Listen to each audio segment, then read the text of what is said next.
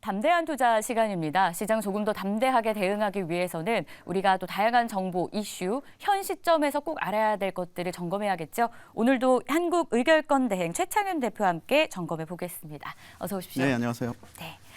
자, 오늘 모처럼 만에 또 연속성 있는 상승세가 시장 안에 나와주고 있어서 많이들 좀 편안한 마음을 갖고 계신 것 네. 같아요. 특히 코스피는 11거래일 만에 2,500선도 회복을 한 오늘인데요. 자, 저희가 이 하락을 마무리하고 이제 상승 시작한다. 이렇게 봐도 괜찮겠습니까? 일단 단기적으로는 더 올라갈 것 같은데 네.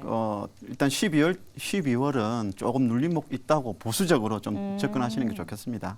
내년 초에는 1월 효과는 분명히 나올 것으로 저는 예상을 하는데 일단 1월 효과가 나오려면 12월에 좀 쉬어줘야죠.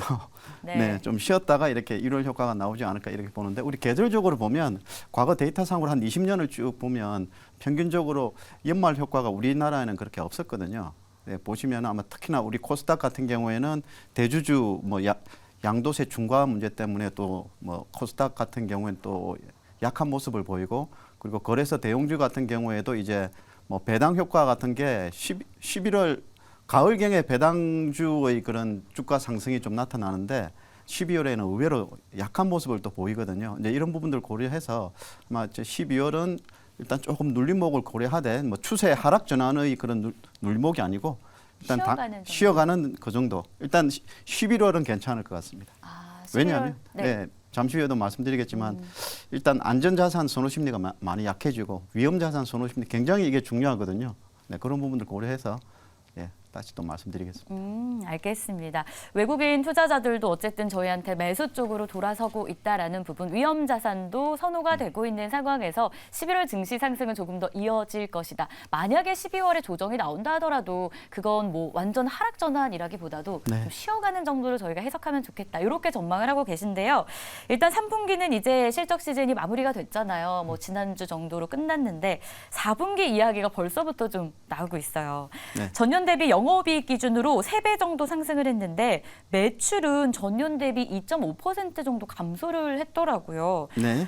매출이 줄고 영업이익이 이렇게 늘어난 이유가 또 따로 있을까요? 저희가 좀 주목해야 될 부분이요. 이 부분은 혹시 삼성전자를 제외한 건가요? 상장사들 기준으로요. 상장사 아마 네. 이거 뭐 데이터를 어떻게 삼성전자가 아마 포함됐을 것으로 봐지는데 매출이 좀 줄거든요. 네. 영업이익이 줄어요. 네, 전체적으로 보면. 그래서 일단 우리가 앵커님 말씀하셨던 대로 매출은 감소하지만 영업이익이 이렇게 늘어나는 부분들은 네. 맞는 것 같은데 그 부분이 아마 우리 이번 그 2, 3년 전에 코로나 사태 이후에 네. 경기 침체를 대비해서 기업들이 많은 그 비용 절감하는 그런 사업적인 부분들에 있어서 비용 절감을 좀 많이 이룬 것 같아요. 그 부분들이 아마 큰 위기를 거치면서 우리나라 기업들이 큰 위기를 거치면서 네. 허리띠를 많이 졸라맸고 여러 가지 불필요한 비용도 좀 줄이고 뭐 이런 부분들이 이미 좀 단행이 됐기 때문에 그에 따라서 매출 증가는 없지만 이익 증가 폭은 좀 크게 나타나지 않나 이렇게 봐집니다. 일단은 제일 그게 좀 큰 부분인 것 같아요. 어쨌든 코로나를 거치면서 오는 이 자연스러운 비용 관련된 현상이다. 네, 비용 절감 효과가 뭐 전체 상장사 전반적으로 좀 나타나고 있지 않나 이렇게 봐지는데. 네. 네. 알겠습니다. 그러면 좀 구체적으로 볼게요. 4분기에 영업이익 1위로 예상되는 기업이 어딜 것 같으세요? 저는 삼성전자가 아닐 것 같아요. 아닐 것 같고 예, 현대차가 예. 지금 예상이 현대차, 되고 있어요. 예. 그리고 3위가 기아로 예상이 되고 네. 있는데 이렇게 현차와 기아가 영업이익 1위까지 예상되는 이런 이유가 있지 않겠습니까? 뭐가 또 이런 자동차주 완성차 업체에 호재를 안겨주고 있는 걸까요? 자동차가 제일 큰 이게 우리 지금 경기가 지금 안 좋고 여러 가지 우리 그 전기차 같은 경우에도 뭐 판매 둔화 우려가 이렇게 많이 시장을 지배하고 있는데 현대차의 실적은 굉장히 좋거든요. 우리가 과거에 현대차 하면은 미국 시장에서 만년 2인자, 3인자 이랬지 않습니까? 근데 토요타를 넘어설 수 없고 미국의 그 현지 완성차 업체들도 있고 한데 근데 많이 진짜 바뀐 것 같아요. 제가 오늘 3, 4분기 실적이 어닝 서프라이즈 나왔거든요. 현대차가. 네. 4, 4분기 실적도 굉장히 좋게 나올 텐데 그 내용을 보면은 SUV 차량이 잘 팔리고 있고 그다음에 전기차 하이브리드 차가 잘 팔리고 있다. 뭐 그게 주 내용인데 그러면 뭐 도요타나 미국 그 뭐 GM이나 포드 이런 회사 대비해서 왜 그렇게 잘 팔릴까? 거기에 돼 가지고는 과거에 현대차가 이제 완전히 제품 자체가 그 차량의 품질 자체가 나름 괜찮고 괜찮은 품질의 가격은 싼 예, 이런 게 지금 미국 소비자 시장에서 많이 이게 어느 정도는 시장이 많이 이렇게 파고드는 것 같아요.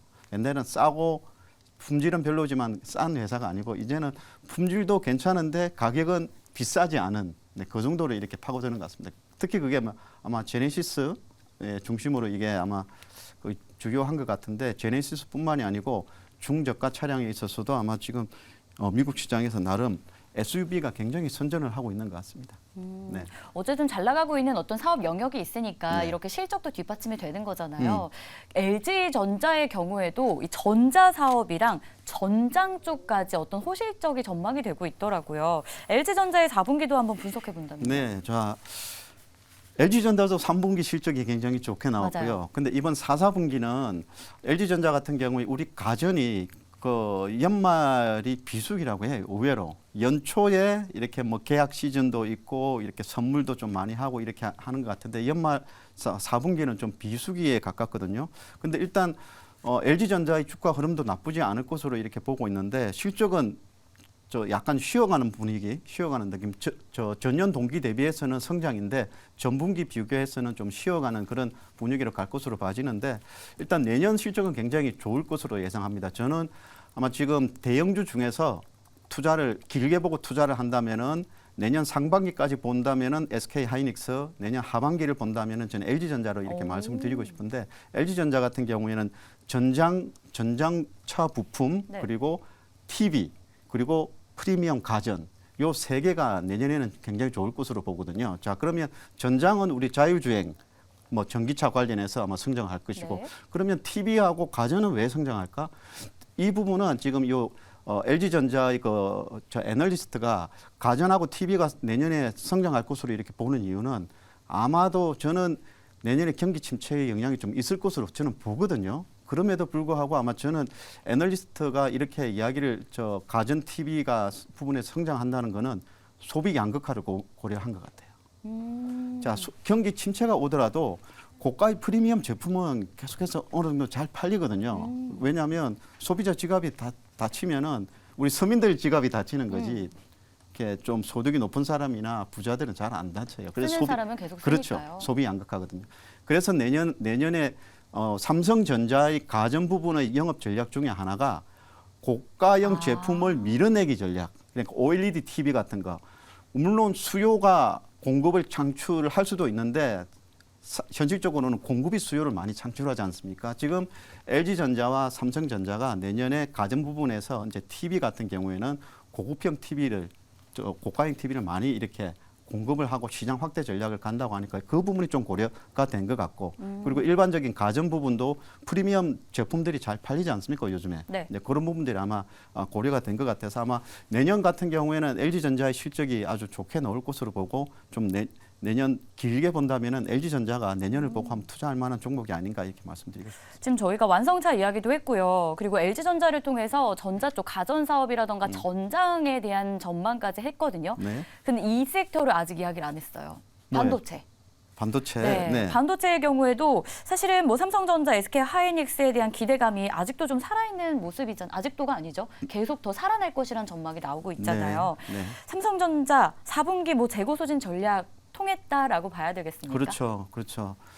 자, 이 삼성전자가 뭐 사실상 뭐 디램 부분에서는 시장 주도적인 뭐 사업자 이제 가격 결정력을 사실상 가지고 있죠. 맞아요. 가격 결정력 가지고 있으니까 연초에 이제 감산 효과가 이제 통한 거죠. 이제 가격이 이제 올라갔고 이로 인해 가지고 SK 하이닉스도 실적이 덩달아 이렇게 네. 올라가는 부분인데 아마 4분기 실적은 아마 틀림없이 좋을 거예요. 근데 앞선 우리 그 첫 부분에서 삼성전자의 영업이익은 전년 동기 대비해서 4분기가 감소할 겁니다. 근데 지금 우리 그 첫 번째 질문에서 이번 4, 4분기 영업이익 최고의 기업은 현대차라고 말씀하셨잖아요. 네. 근데 현대차가 한 영업이익 기준으로 3.7조 내지 8조 정도, 삼성전자가 3.5조 정도 이렇게 예상하거든요. 그런데 이게 최근에 나온 삼성전자의 그런 분석 레포트에 의하면 4조 원이 나올 수 있다고 이야기를 하거든요. 그러면 예상외로 지금은 우리가 지금 많은 뉴스에서도 이렇게 나오는데 4분기 영업이익 최고의 기업은 뭐 현대차가 될 것이다. 삼성전자가 자리를 내줬다고 하는데 결과를 실제로 보면 삼성전자가 여전히 좋은 실적을 보일 수도 있다고 보거든요. 그래서 반도체가 예상외로 감산 효과로 인해 가지고 이렇게 실적 견인 부분이 적자의 폭이 빨리 줄어들고 네. HBM 부분에서 수익성 증대폭이 예상외로 좀 빨리 많이 올라갈 수도 있다는 점을 좀 염두해서 반도체 같은 경우에도 계속해서 긍정적인 시각으로 좀 접근하시는 게 좋지 않을까 이렇게 말씀드리겠습니다. 알겠습니다. 그러면 에코프로 머티리얼즈로 종목 이야기를 좀 마무리해보고 싶은데 에코프로 머티리얼즈가 연이어서 지금 급등을 하고 있잖아요. 네, 수급도 굉장히 이쪽으로 많은 쏠림 현상이 나오고 있는데 2차 전지주를 같이 살릴 그런 힘까지 있을지 좀 큰 그림을 한번 봐주실까요? 오늘 지금 상한가 진입을 했네요. 자, 에코프로 머티리얼즈. 네. 자, 혹시 이 주식이 2025년 기준으로 2년 뒤를 기준으로 해서 그 예상 EPS가 얼마인지 대충 아세요, 혹시? 혹시 아마 모르시는 게 정상일 것 같은데. 네, 정상입니다. 1,600원입니다. 1,600원. 그래요. 1,600원인데 지금 96,000원 하면 몇 배입니까? 제가 보기엔 한 60배, 70배 정도 되지 않나요? 예, 60배, 70배 정도 되는데 EPS 퍼가 60배, 70배 정도 되는데 자, 지금 에코프로가 지금 2년 뒤 2025년 기준으로 퍼가 한 45배, 에코프로 BM은 25배. 이제 평균적으로 하면 한 35배 정도 나오거든요.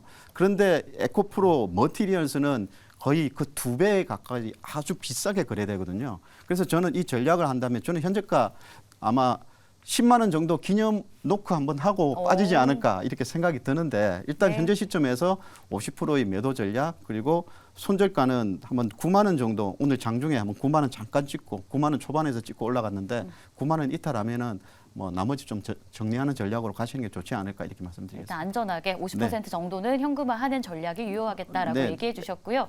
그래도 10만 원 한번 노크는 할 수 있다라는 가능성도 네. 조금은 열어두고 계셨습니다. 아마 외국인이 네. 기념으로 한번 해줄 것 같아요. 네, 좋습니다. 네. 이렇게 해서 오늘장 또 특징이 되고 있는 종목들 그리고 이슈까지 점검을 했습니다. 최창훈 대표였습니다. 고맙습니다. 네, 수고하셨습니다.